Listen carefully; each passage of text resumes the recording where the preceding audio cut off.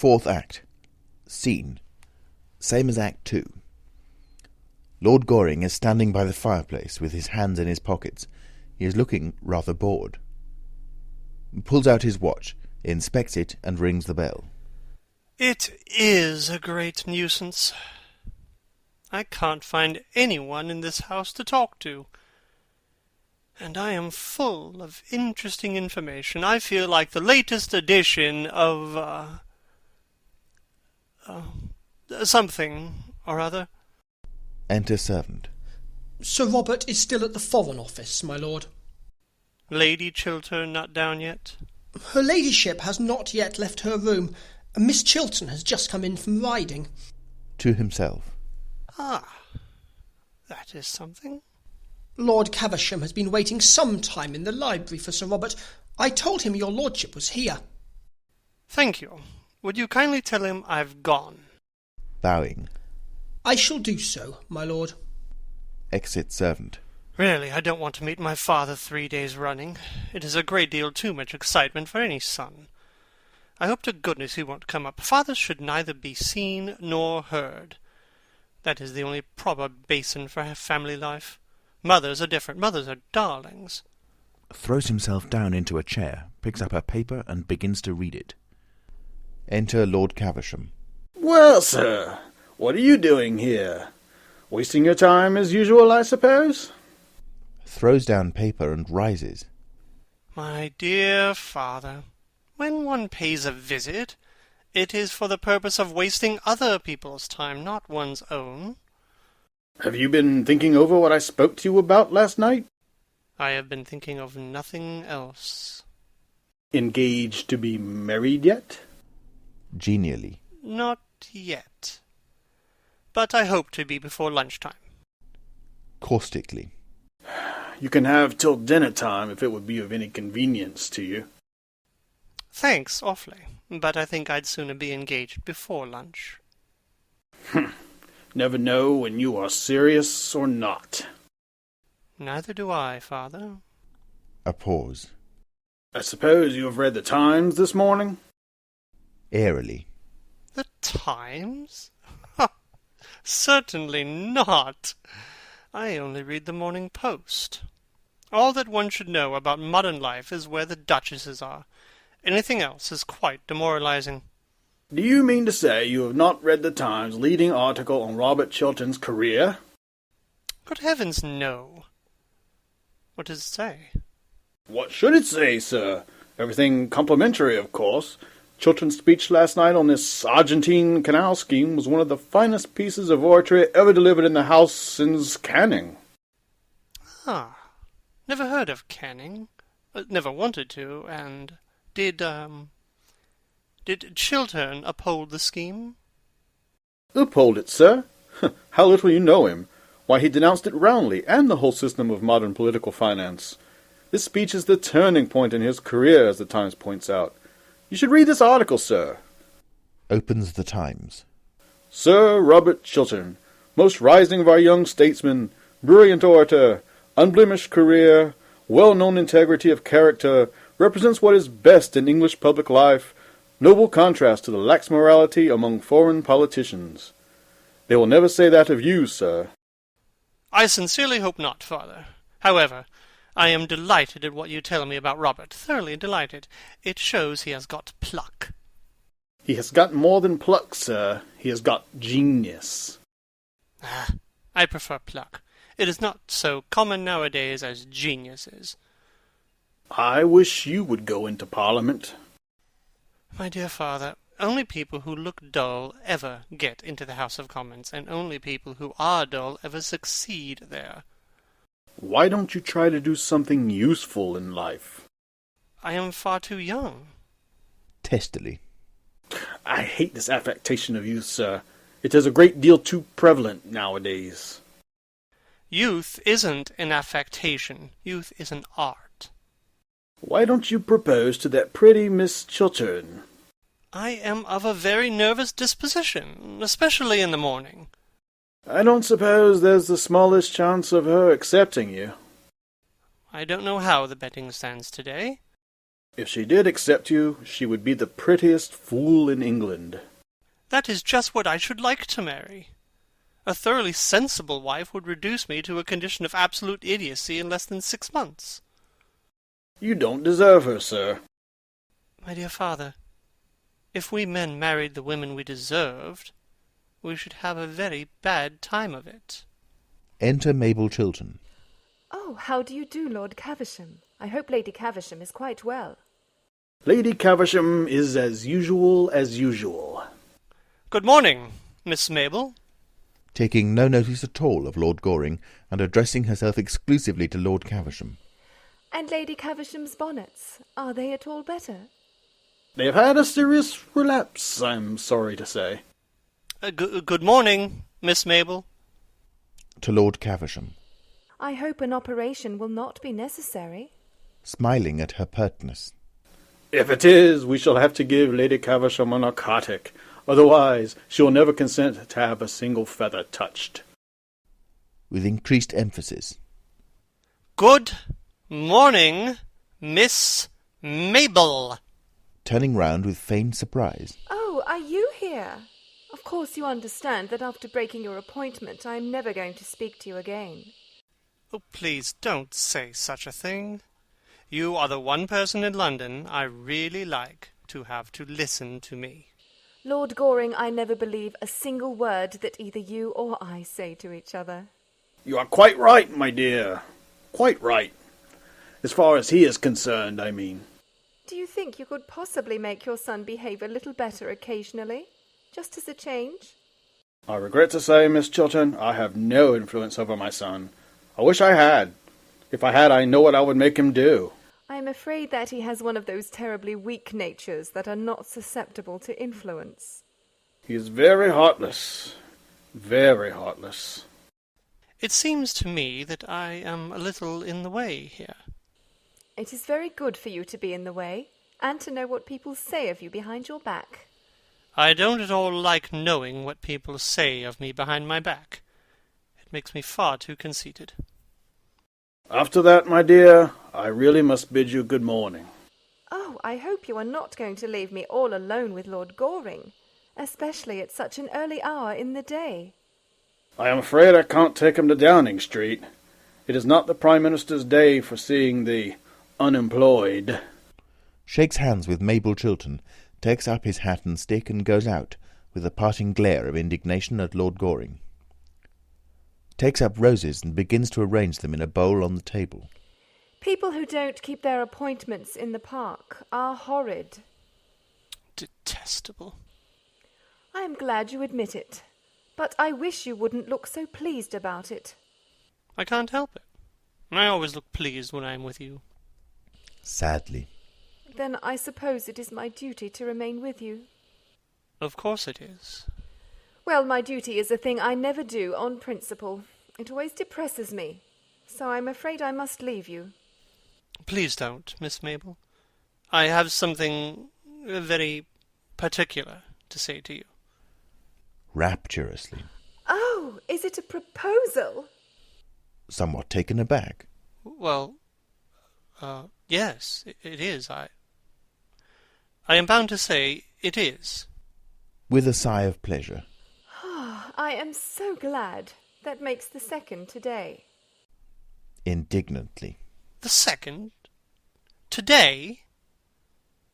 What conceited ass has been impertinent enough to dare to propose to you before I had proposed to you? Tommy Trafford, of course. It is one of Tommy's days for proposing. He always proposes on Tuesdays and Thursdays during the season. Oh, you didn't accept him, I hope? I make it a rule never to accept Tommy. That is why he goes on proposing. Of course, as you didn't turn up this morning, I very nearly said yes. It would have been an excellent lesson both for him and for you if I had. It would have taught you both better manners. Oh, bother Tommy Trafford. Tommy is a silly little ass. I love you. I know, and I think you might have mentioned it before. I am sure I've given you heaps of opportunities. Mabel, do be serious. Please, be serious. Ah, that is the sort of thing a man always says to a girl before he has been married to her. He never says it afterwards. taking hold of her hand. Mabel, I have told you that I love you. Can't you love me a little in return? You silly Arthur. If you knew anything about anything, which you don't, you would know that I adore you. Everyone in London knows it, except you. It is a public scandal the way I adore you. I have been going about for the last 6 months telling the whole of society that I adore you. I wonder you consent to have anything to say to me. I have no character left at all. At least I feel so happy that I am quite sure I have no character left at all. Catches her in his arms and kisses her. Then there is a pause of bliss. Dear, do you know I was awfully afraid of being refused? Looking up at him. But you never have been refused yet by anybody, have you, Arthur? I can't imagine anyone refusing you. After kissing her again. Of course I'm not nearly good enough for you, Mabel. Nestling close to him. I am so glad, darling. I was afraid you were. After some hesitation.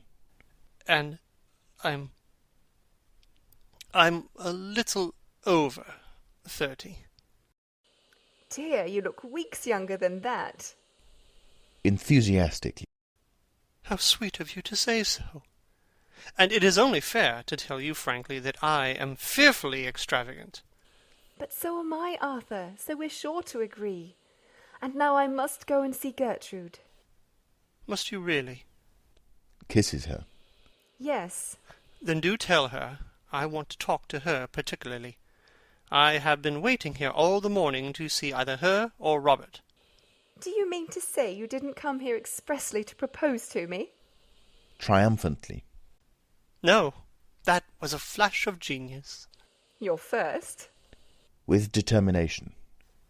My last. I am delighted to hear it. Now, don't stir. I'll be back in 5 minutes. And don't fall into any temptations while I am away. Dear Mabel, while you are away, there are none. It makes me horribly dependent on you. Enter Lady Chiltern. Good morning, dear. How pretty you are looking. How pale you are looking, Gertrude. It is most becoming. Good morning, Lord Goring. Bowing. Good morning, Lady Chiltern. Aside to Lord Goring. I shall be in the conservatory, under the second palm tree on the left. Second on the left. With a look of mock surprise. Yes, the usual palm tree. Blows a kiss to him unobserved by Lady Chiltern and goes out. Lady Chiltern, I have a certain amount of very good news to tell you. Mrs. Cheveley gave me up Robert's letter last night, and I burned it. Robert is safe. Sinking on the sofa. Safe. Oh, I am so glad of that. What a good friend you are to him. To us. There is only one person now that could be said to be of any danger. Who is that? Sitting down beside her. Yourself. I? In danger? What do you mean? Danger is too great a word. It is a word I should not have used. But I admit I have something to tell you that may distress you. That terribly distresses me. Yesterday evening you wrote me a very beautiful, womanly letter, asking me for my help. You wrote to me as one of your oldest friends, one of your husband's oldest friends. Mrs. Cheveley stole that letter from my rooms. Well, what use is it to her?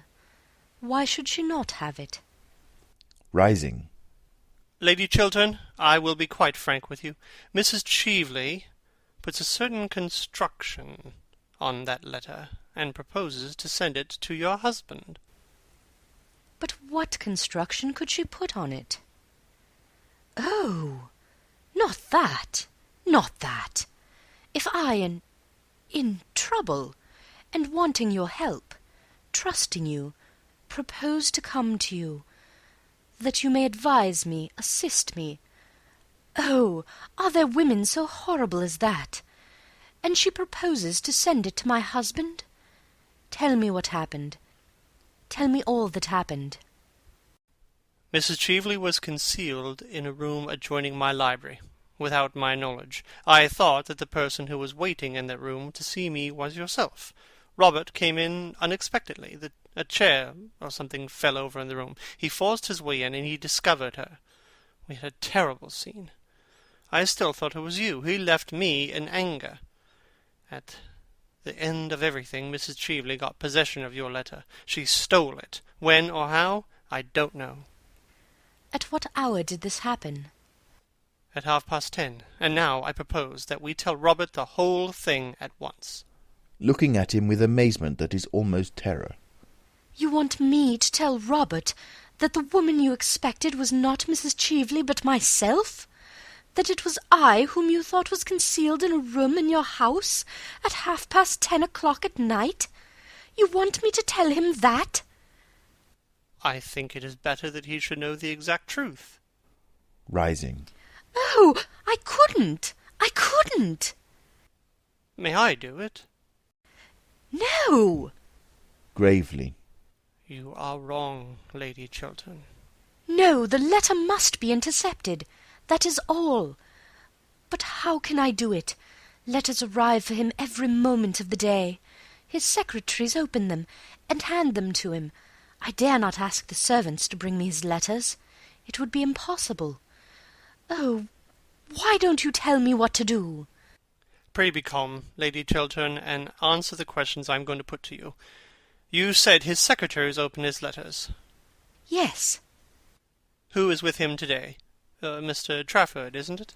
No, Mr. Montfort, I think. You can trust him? With a gesture of despair.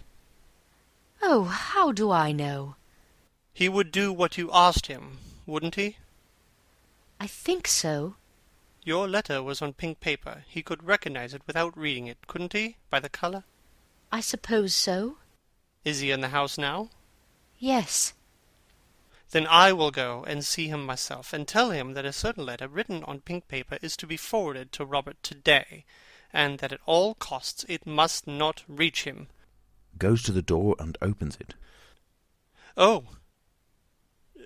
Robert is coming upstairs with the letter in his hand. It has reached him already. With a cry of pain. Oh, you have saved his life. What have you done with mine? Enter Sir Robert Chiltern. He has the letter in his hand and is reading it. He comes towards his wife, not noticing Lord Goring's presence.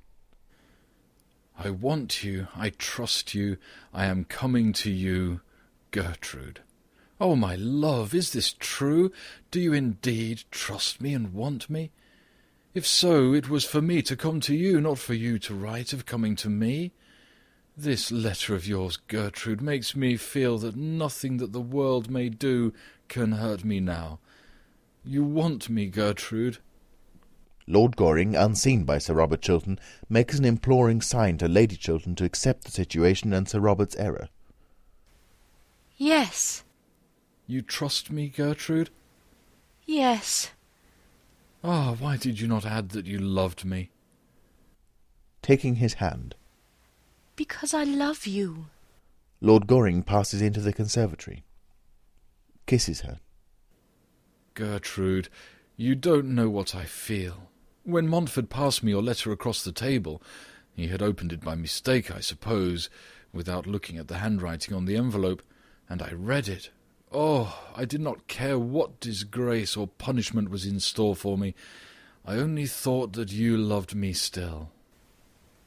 There is no disgrace in store for you, nor any public shame. Mrs. Cheveley has handed over to Lord Goring the document that was in her possession, and he has destroyed it. Are you sure of this, Gertrude? Yes, Lord Goring has just told me. Then I am safe. Oh, what a wonderful thing to be safe. For 2 days I've been in terror. I am safe now. How did Arthur destroy my letter? Tell me. He burned it. I wish I had seen that one sin of my youth burning to ashes. How many men there are in modern life who would like to see their past burning to white ashes before them. Is Arthur still here? Yes. He is in the conservatory. I'm so glad now I made that speech last night in the House. So glad. I made it thinking that public disgrace might be the result, but it has not been so. Public honour has been the result. I think so. I fear so almost. For although I am safe from detection, although every proof against me is destroyed, I suppose, Gertrude, I suppose I should retire from public life. He looks anxiously at his wife. Eagerly. Oh, yes, Robert, you should do that. It is your duty to do that. It is much to surrender. No, it will be much to gain. Sir Robert Chiltern walks up and down the room with a troubled expression, then comes over to his wife and puts his hand on her shoulder. And you would be happy living somewhere alone with me? Abroad, perhaps? Or in the country, away from London, away from public life? You would have no regrets? Oh, none, Robert. Sadly. And your ambition for me? You used to be so ambitious for me. Oh, my ambition! I have none now, but that we two may love each other. It was your ambition that led you astray. Let us not talk about ambition. Lord Goring returns from the conservatory looking very pleased with himself, and with an entirely new buttonhole that someone has made for him. Going towards him. Arthur, I have to thank you for what you have done for me. I don't know how I can repay you. Shakes hands with him. My dear fellow, I'll tell you at once.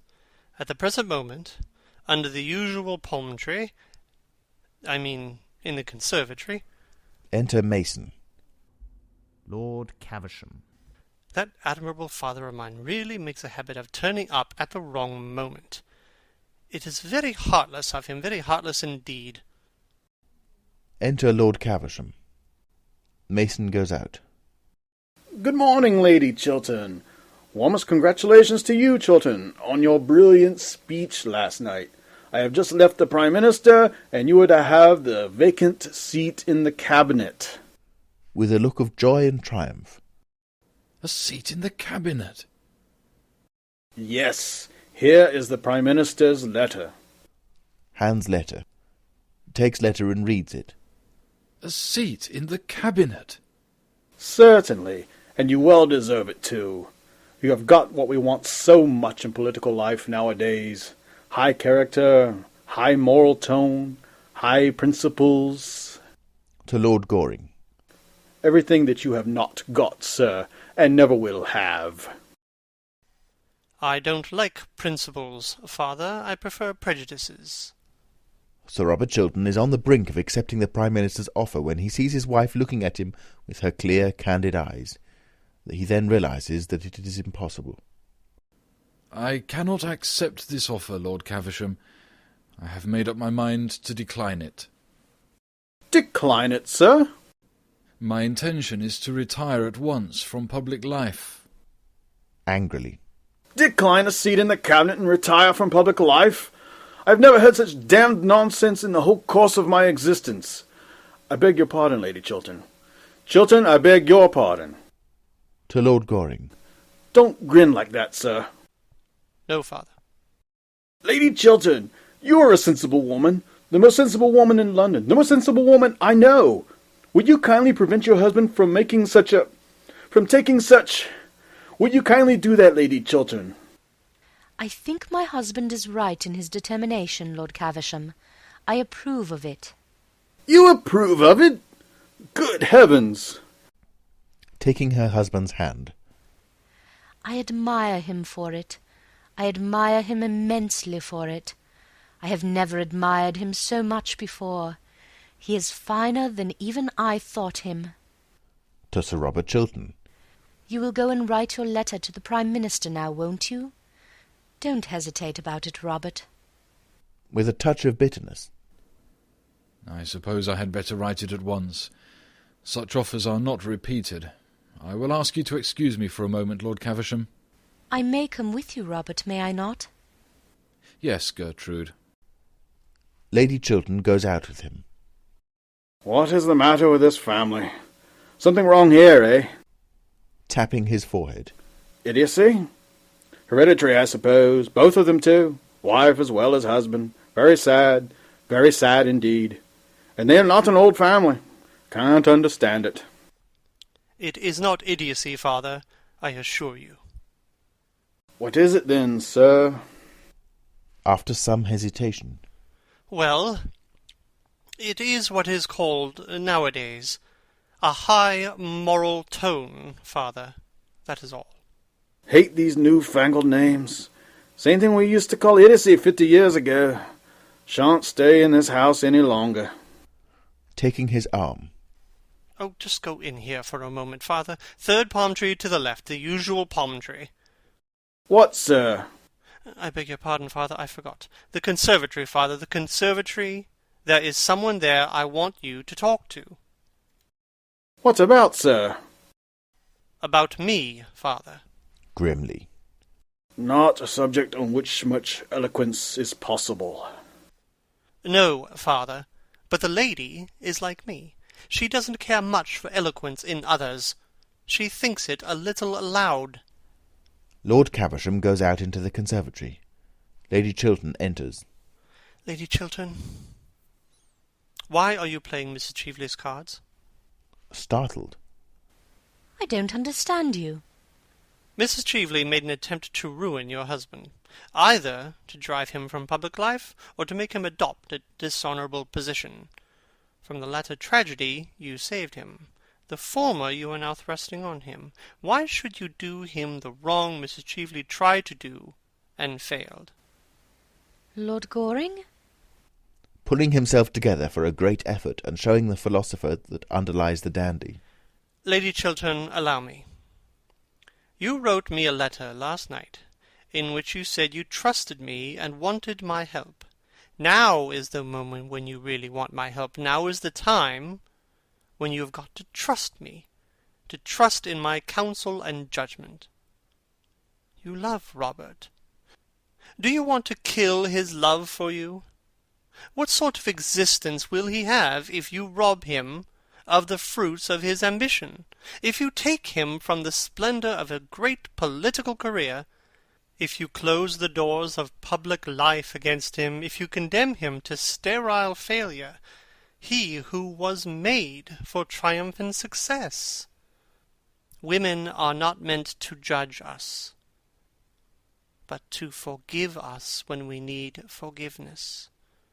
Pardon, not punishment, is their mission. Why should you scourge him with rods for a sin done in his youth, before he knew you, before he knew himself? A man's life is of more value than a woman's. It has larger issues, a wider scope, greater ambitions. A woman's life revolves in curves of emotions. It is upon lines of intellect that a man's life progresses. Don't make any terrible mistake now, Lady Chiltern. A woman who can keep a man's love and love him in return has done all the world wants of women, or should want of them. Troubled and hesitating. But it is my husband himself who wishes to retire from public life. He feels it is his duty. It was he who first said so. Rather than lose your love, Robert would do anything. Wreck his whole career, as he is on the brink of doing now. He is making for you a terrible sacrifice. Take my advice, Lady Chiltern, and do not accept a sacrifice so great. If you do, you will live to repent it bitterly. We men and women are not made to accept such sacrifices from each other. We are not worthy of them. Besides, Robert has been punished enough. We have both been punished. I set him up too high. With deep feeling in his voice. Do not for that reason set him down now too low. If he has fallen from his altar, do not thrust him into the mire. Failure to Robert would be the very mire of shame. Power is his passion. He would lose everything, even his power to feel love. Your husband's life is at this moment in your hands.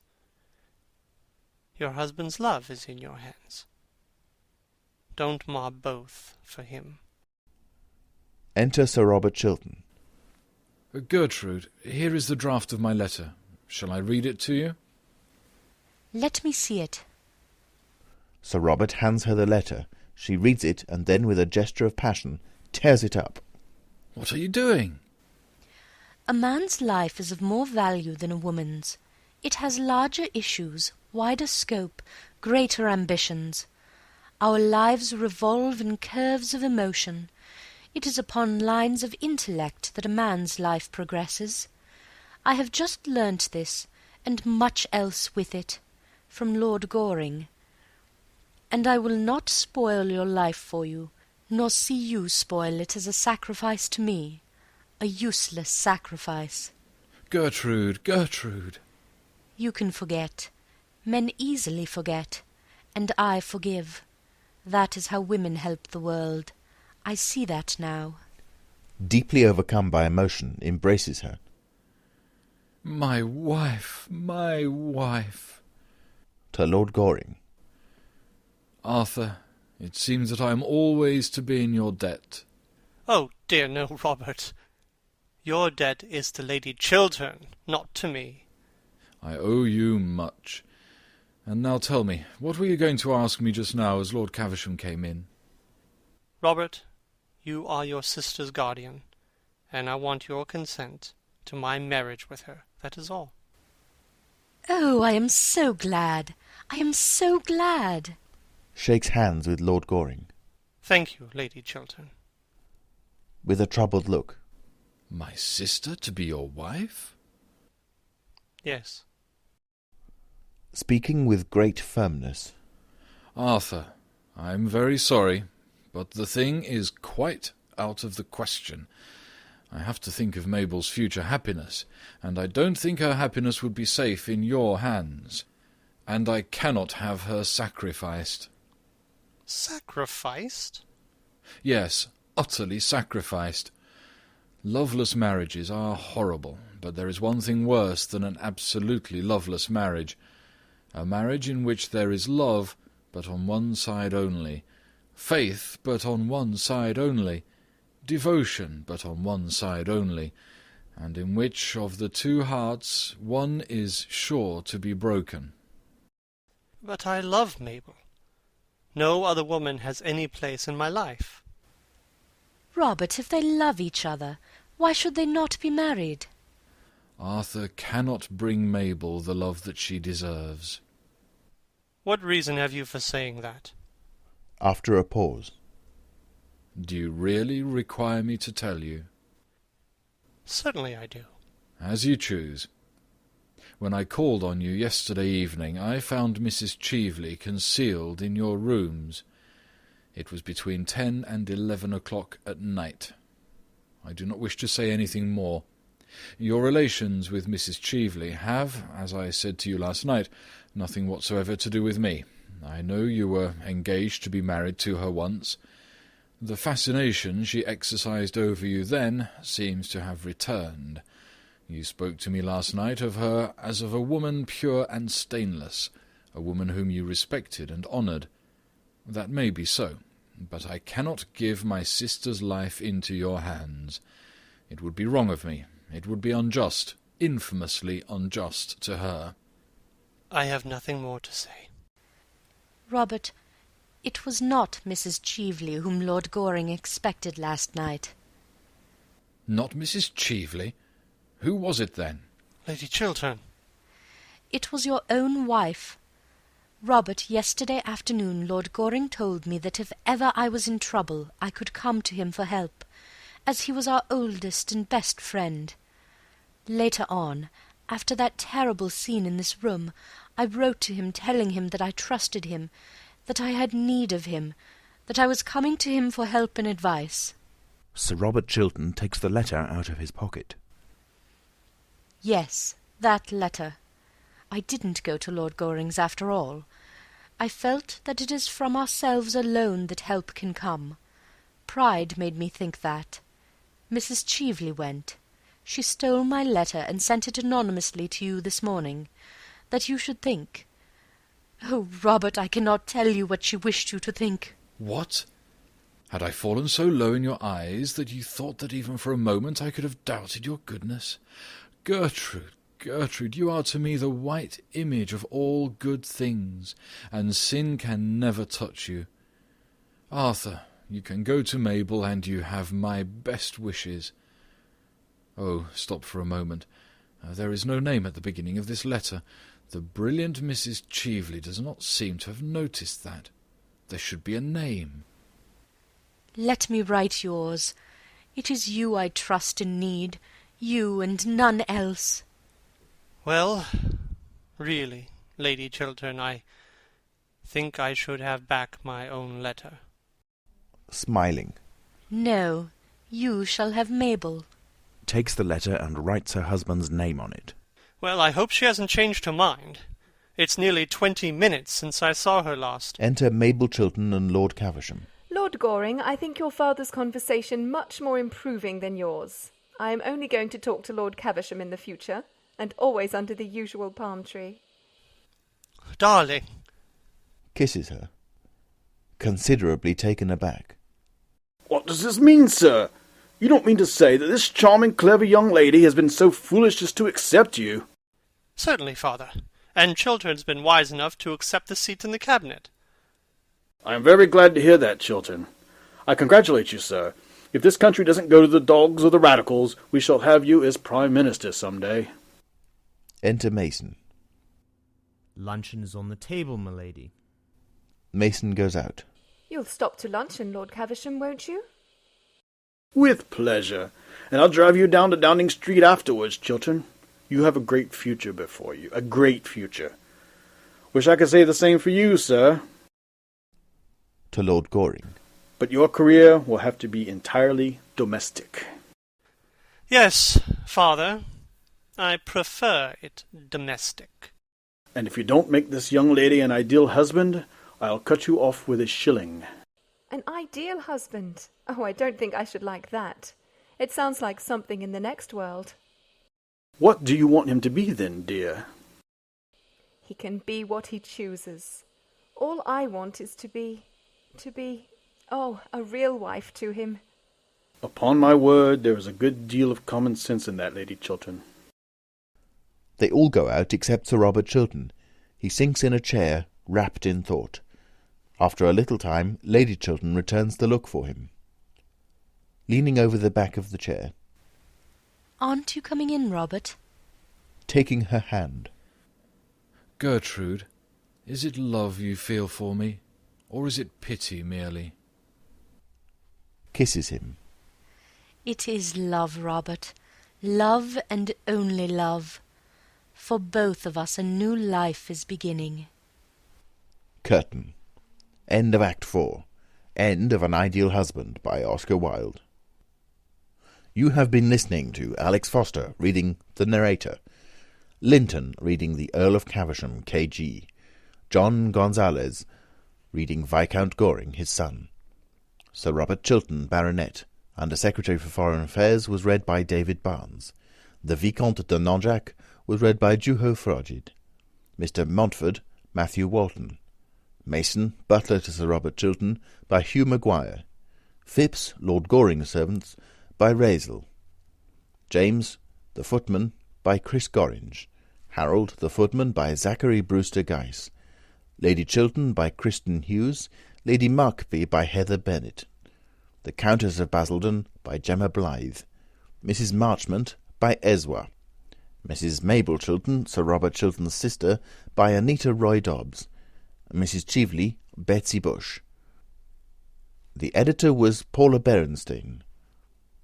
This has been a LibriVox production and is in the public domain. For more information or to volunteer yourself, please see LibriVox.org. An Ideal Husband by Oscar Wilde.